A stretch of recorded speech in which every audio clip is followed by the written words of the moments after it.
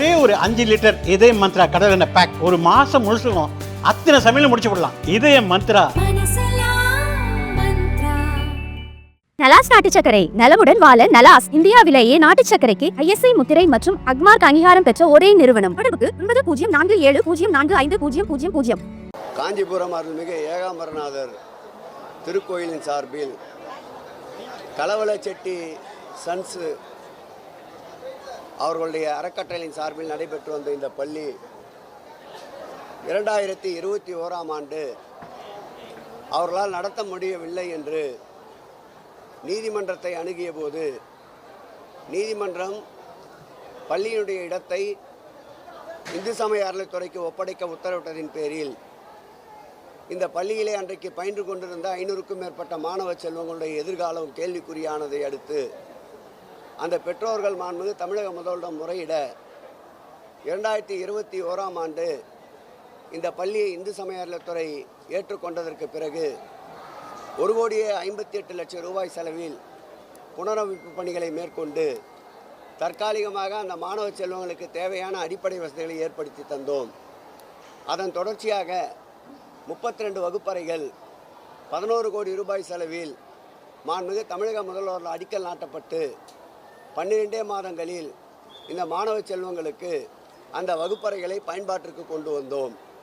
அந்த வகுப்பறை கட்டிடங்களை மாண்புமிகு தமிழக முதல்வரை அவர்கள் நேரடியாக வருகை தந்து கடந்த மாதம் மாணவ செல்வங்களுக்கு அர்ப்பணித்தார். அதைத் தொடர்ந்து இந்த பள்ளியிலே படிக்கின்ற 10, 11, 12 ஆகிய வகுப்பிலே பயில்கின்ற மாணவ செல்வங்களுக்கு உண்டான கல்வி கட்டணம் ரூபாய் 10,000 இந்த பகுதியுடைய திராவிட முன்னேற்ற கழகமே மாண்புமிகு தமிழக முதல்வர் வழிகாட்டுதலின்படி ஏற்றுக்கொண்டது. அவர்களுக்கு புத்தகப்பை மற்றும் புத்தகங்கள், பேனா, அடுத்து தண்ணீர் பாட்டில் போன்றவற்றை கட்டணம் இல்லாமல் வழங்கினோம். அதைத் தொடர்ந்து இந்த பள்ளியிலே பயிலுகின்ற மாணவ செல்வங்களுக்கு தேவையான மிதிவண்டிகளை இலவசமாக அன்றைக்கு மாண்புமிகு தமிழக முதல்வர் அவர்கள் 6 பேர்களுக்கு வழங்கினார்கள். மீதம் இருக்கின்ற மாணவ செல்வங்களுக்கு தற்போது மிதிவண்டிகளை கட்டணமில்லாமல் திராவிட முன்னேற்ற கழகத்தின் சொந்த பொறுப்பில் இன்றைக்கு அந்த மாணவ செல்வங்களுக்கு மிதிவண்டிகளை வழங்கி இருக்கின்றோம். அந்த வகையில் இந்த 11 மற்றும் 12ஆம் வகுப்பில் பயிலுகின்ற 126 மாணவ செல்வங்களுக்கு இன்றைக்கு இந்த மிதிவண்டிகளை வழங்கி இருக்கின்றோம். 252 பிள்ளைகளுக்கு பள்ளிக்கு கட்ட வேண்டிய கட்டணத்தை திராவிட முன்னேற்ற கழகமே ஏற்றுக்கொண்டிருக்கின்றது. அந்த வகையில் இந்த மிதிவண்டிகளை வழங்குகின்ற இந்த இனிய நிகழ்ச்சியில் துறையினுடைய கூடுதல் ஆணையாளர் அன்பிற்கினிய பழனி IAS அவர்களும், இந்த மாவட்டத்துடைய செயலாளர் அன்பிற்கினிய பணிகள் குழுவுடைய பெருநகரத்துடைய தலைவர் அன்பிற்கினிய சிற்றரசு அவர்களும், கூடுதல் ஆணையாளர் அன்பிற்கினிய அரிப்பிரியா அவர்களும், இந்த பள்ளிகளினுடைய திருக்கோயிலுடைய அறங்காவலர் குழு தலைவர் நண்பர் வேல்மோகன் அவர்களும், இந்த மாநகராட்சி மாமன்றத்துடைய உறுப்பினர் கஸ்தூரி பரமசிவம் அவர்களும், வட்டக்கழக செயலாளர் ஏகாம்பரம் அவர்களும் பங்கேற்று இன்றைக்கு சிறப்பித்து தந்திருக்கின்றார்கள். இந்து சமய அறநிலைத்துறையை பொறுத்தளவில் பள்ளி மற்றும் கல்லூரிகள் என்று எடுத்துக்கொண்டால் கிட்டத்தட்ட 25,000க்கும் மேற்பட்ட மாணவ செல்வங்கள் பயின்று வருகிறார்கள். இந்த ஆட்சி ஏற்பட்ட பிறகு பள்ளி மற்றும் கல்லூரிகளுக்கு தேவைப்படுகின்ற கூடுதல் வசதிகள் என்று சுமார் 124 கோடி ரூபாய் செலவில் பல்வேறு கட்டமைப்புகளை ஏற்படுத்தி தந்திருக்கின்றோம். இந்த ஆண்டு கூட பள்ளிகள் மற்றும் கல்லூரிகளுக்காக சுமார் 14 கோடி ரூபாயை ஒதுக்கீடு செய்து தந்திருக்கின்றோம். அந்த வகையில் இதுவரையில் பள்ளி மற்றும் கல்லூரிகளுக்கு 138 கோடி ரூபாயை ஒதுக்கீடு செய்து மாணவ செல்வங்களுக்கு தேவையான கட்டமைப்புகளை உருவாக்கி தந்த அரசு, அறம் சார்ந்த துறை இந்து சமய அறநிலைத்துறை என்பதை இந்த நேரத்தில் மகிழ்ச்சியோடு தெரிவித்துக் கொள்கிறோம். அதேபோல் மயிலாப்பூரில் இருக்கின்ற திருக்குளம் என்பது இன்றைக்கு தண்ணீர் வற்றியிருந்த நிலையில் காலையிலே நானும் எங்கள் துறையினுடைய அன்பிற்கினிய செயலாளர் மணிவாசகம் அவர்களும் பெருநகருடைய குடிநீர் வழங்கல் மற்றும் கழிவுநீர் அகற்று வாரியத்துடைய மேலாண்மை இயக்குனர் வினய் அவர்களும், அந்த தொகுதியுடைய சட்டமன்ற உறுப்பினர் வேலு அவர்களும் இன்றைக்கு பார்வையிட்டு ஆய்வினை மேற்கொண்டிருக்கின்றோம். முழுமையாக ஆய்வு செய்து ஒரு வார காலத்திற்குள்ளாக நீர்வளத்துறையும் பொதுப்பணித்துறையும் ஆய்வினை சமர்ப்பிக்க உள்ளார்கள். அதைத் தொடர்ந்து அந்த குளத்திற்கு தண்ணீர் வரத்து எப்போதும் இருக்கின்ற வகையில் ஒரு சிறப்பு ஏற்பாடு செய்ய திட்டமிட்டிருக்கின்றோம். அந்த பணியையும் இன்று காலையிலே ஆய்வின் மூலமாக ஆய்வு செய்துவிட்டு வந்திருக்கின்றோம். இந்த ஆட்சி ஏற்பட்ட பிறகு பார்த்தால் திருக்குளங்கள் என்று எடுத்துக்கொண்டாலும் சரி, அல்லது திருக்குளங்களை புதிதாக உருவாக்குவதென்றாலும் சரி, 4 குளங்கள் இந்த ஆட்சி ஏற்பட்ட பிறகுதான் சுமார் 4 கோடி ரூபாய் செலவில் புதிதாக திருக்குளங்கள் அமைக்கப்பட்டிருக்கின்றன. 1634 திருக்கோயில்களில் 2372 திருக்குளங்கள் உள்ளன. கடந்த 4 ஆண்டுகளில் பார்த்தால் 147 கோடியே 94 லட்சம் ரூபாய் மதிப்பீட்டில் 265 திருக்குளங்கள் சீரமைக்கப்பட்டிருக்கின்றன. கபாலீஸ்வரர் திருக்கோயிலுடைய திருக்குளத்தின் 7.52 ஏக்கர் பரப்பளவு கொண்ட அந்த நிலத்தையும் முழுமையாக அந்த குளத்தையும் பராமரிப்போம் என்பதை மகிழ்ச்சியோடு தெரிவித்துக் கொள்கிறேன். இந்த நிகழ்விற்காக கிட்டத்தட்ட 2.5 மணி நேரத்துக்கு மேலாக மாணவர்கள் காக்கப்பட்டிருக்கிறார்கள், வெயிலில் நிறுத்தி வைக்கப்பட்டிருக்கிறார்கள். நான் வந்தவுடன் வெயில் நின்றவரை நேலுக்கு செல்ல உத்தரவிட்டு விட்டேன். நிகழ்ச்சி என்பது 10:30 மணிக்கு மேல்தான் என்று அறிவித்திருந்தோம். ஆர்வத்தின் காரணமாக அப்படி நின்றிருப்பார்கள். வந்தவுடன் என் கண்ணில் பட்டவுடன் அதையும் பார்த்தீர்கள் நிருபர், அதை மறைத்து விடுகிறீர்கள். வந்தவுடன் உடனடியாக அமைச்சர் என்ற முறையில் அவர்களை நேலுக்கு அனுப்பியிருக்கின்றேன். அதில் ஏதாவது அவர்களுக்கு துன்பமோ கஷ்டமோ நேர்ந்திருந்தால் அதற்கு வருத்தத்தை தெரிவித்துக் கொள்கிறேன். நீ என்ன கேட்டாலும் நான் கடந்து போயிடுவேன்.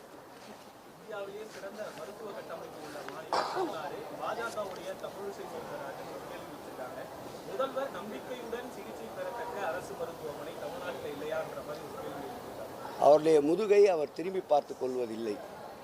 அவருடைய தகப்பனார் போற்றுதலுக்குரிய குமரி ஆனந்தன் அவர்கள் நோய்வாய்ப்பட்ட போது எந்த மருத்துவமனையில் அனுமதிக்கப்பட்டிருந்தார்?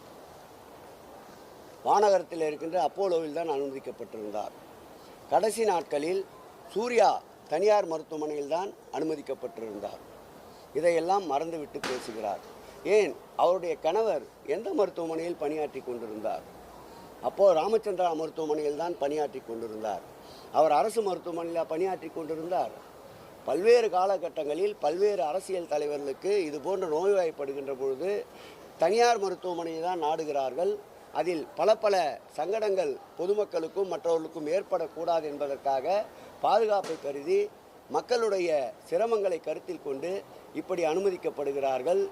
முன்பு இருந்த நிலையை மறந்துவிட்டு, ஏன் அதிகப்படியாக கூறுகிறேன், அவருடைய உறவினர் வசந்தகுமார் நோய்வாய்ப்பட்ட போது எந்த அரசு மருத்துவமனையில் அனுமதிக்கப்பட்டிருந்தார்?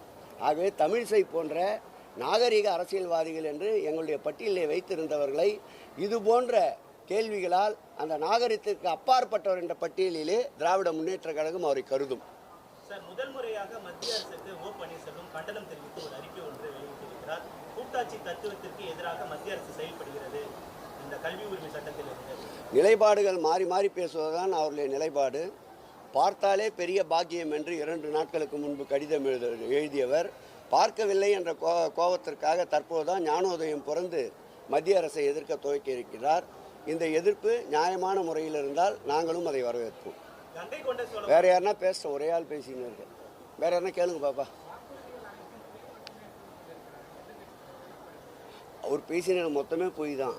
அதுதான் அவரே பேர் வச்சிட்டார், உருட்டலும் திருட்டும்ன்ட்டு. அதற்கு தகுந்த ஒரே தலைவர் இன்றைக்கு தமிழக அரசியல் களத்திலே எடப்பாடி ஒருவர் தான்.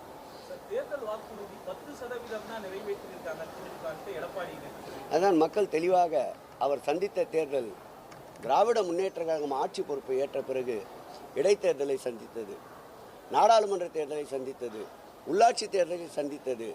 இந்த வெற்றிகள் அனைத்துமே தேர்தல் வாக்குறுதிகளை நிறைவேற்றி திறம்பட செயல்தன்மை உள்ள ஒரு ஆட்சி என்ற நிறுவனத்திற்காக கிடைத்த சான்றாக இதை நாங்கள் பார்க்கிறோம். இதே நிலை தேர்தல் வாக்குறுதிகள் மாத்திரம் அல்லாமல் வாக்குறுதிகள் இல்லாத பல நல்ல திட்டங்களையும் மாண்புமிகு தமிழக முதல்வர் நிறைவேற்றியிருக்கின்றார். அதற்கு தீர்ப்பு 2026ஆம் ஆண்டு மீண்டும் 2வது முறையாக தமிழக முதல்வரை அரியணையில் அமர்த்துவார்கள். எல்லாரையும் நீயே அரெஸ்ட் பண்ணி வச்சுட்டு இருக்கிற. அவர் பாவம் நேற்று முந்தானேற்று தான் வந்தார். அவருக்கு என்ன தெரியும் அரசியல்? கலைஞர் தான் தஞ்சை பெரிய கோயிலுக்கு 1000 ஆண்டு விழாவை எடுத்தவர். மாண்புமிகு தமிழக முதல்வர் பொறுப்பேற்ற பிறகுதான் சடை விழாவிற்கு அனுமதி அளித்தவர். ஆன்றோர் சான்றோர் பெருமக்களுக்கு சேக்கிழார் முதல் கொண்டு அவர்களுக்கு விழா எடுக்கின்ற ஒரே அரசு இந்த அரசு. அதேபோல் சித்தர்களுக்கு விழா எடுக்கின்ற அரசு இந்த அரசு. ஆகவே அறியாமையில் பேசுகின்ற விஜய்க்கெல்லாம் பதில் கூறி கொண்டிருப்பதற்கு நேரம் பத்தவில்லை. அது பாஜக வேண்டுமென்றால் அந்த நாடகத்திற்கு இவர் துணை போகலாம். இவருக்கு தந்திருக்கின்ற பல்வேறு பாதுகாப்புகள் எதற்கு பயன்படுகின்றன? இது நாடகமா அல்லது அது நாடகமா என்பதை உங்களின் முடிவுக்கே விட்டு விடுகிறேன். உன்னால் கட்சி சேப்பா கண்டென்ட்டு சவுண்டு கேட்கல.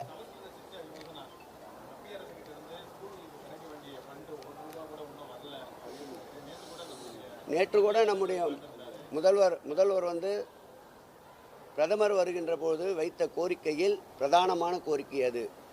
இருமொழி கொள்கையை ஏற்றுக்கொள்ள மாட்டோம் என்கிற மாநிலங்களை வஞ்சிக்கின்ற மத்திய அரசை வன்மையாக கல்வித்துறை கண்டித்து கொண்டிருக்கின்றது. இவ்வளவு கண்டனத்திற்கு பிறகும் அவர்கள் தேசிய கல்விக் கொள்கை திட்டத்தை ஏற்றுக்கொள்ள வேண்டும் என்று தொடர்ந்து வற்புறுத்துகிறார்கள். எங்கள் முதல்வர் தெளிவாக சொல்லிவிட்டார், இருமொழி கொள்கைக்காக 10,000 கோடி நஷ்டம் என்றாலும் அதை ஏற்றுக்கொண்டு சமாளிப்பதற்கு தமிழக அரசு தயார் என்று அறைகோல் விடுத்திருக்கின்றார். மத்திய அரசுக்கு துதிபாடுகின்றவர்கள் இது போன்ற நிதியை பெற்றுத் தருவதற்குண்டான முயற்சிகளை மேற்கொள்ள வேண்டும் என்று கேட்டுக்கொள்கிறோம்.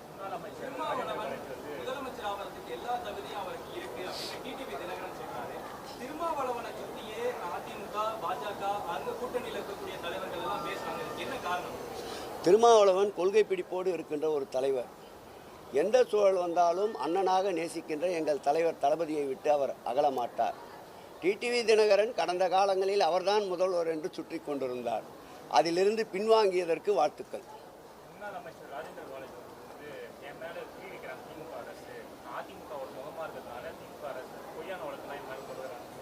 நீதிமன்றத்தில் இருக்கின்ற ஒரு வழக்கு, மடியிலே கனமில்லை என்றால் வழியிலே பயம் இருக்காது.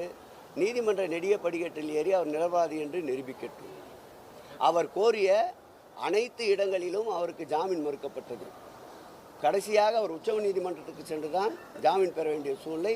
ஆகவே அவர் மீது சுமத்தப்பட்ட வழக்கில் நியாயமான குற்ற முகாந்திரம் இருப்பதால் தான் எளிதில் அவருக்கு ஜாமீன் கூட கிடைக்கவில்லை.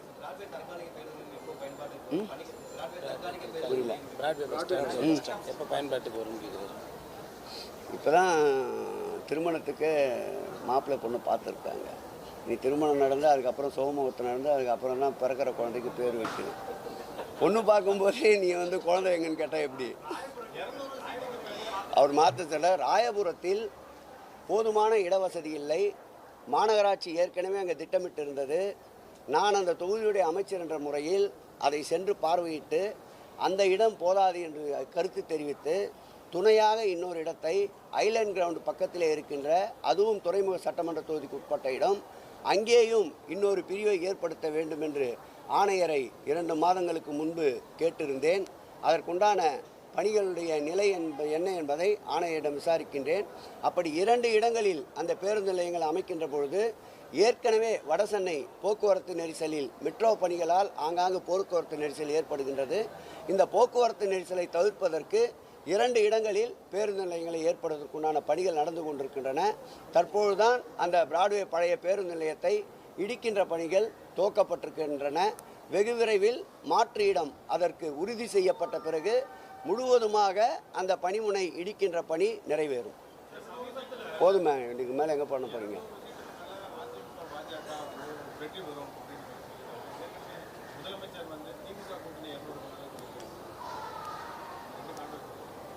அதாவது கைப்புண்ணுக்கு எதற்கு கண்ணாடி என்பார்கள். எடப்பாடி பழனிசாமி பொதுச் செயலாளராக இந்த கட்சியின் தலைமை ஏற்ற நாளிலிருந்து வெறும் தோல்வியையே மாண்புமிகு தமிழக முதல்வர் எங்கள் உயிரினும் மேலான தலைவர் அவர்கள் வழங்கி கொண்டிருக்கின்றார். இந்த முறை அறைகோவல் இடுகின்ற அதிமுக பாஜக கூட்டணி தலைவர்கள் தப்பித்தோம் பிழைத்தோம் என்று சட்டமன்றத்திற்கு வந்தாலே அருதி. அப்படி இருக்கின்ற நிலையில் 200 அவர்களுக்கு நிச்சயம் இல்லை. 200 என்பது திராவிட முன்னேற்ற கழகத்தினுடைய கொள்கை. 200 என்பது நிச்சயம். 234 என்பது லட்சியம். போதும், இதுக்கு மேலே போதும். என்னம்மா சொல்லுமா?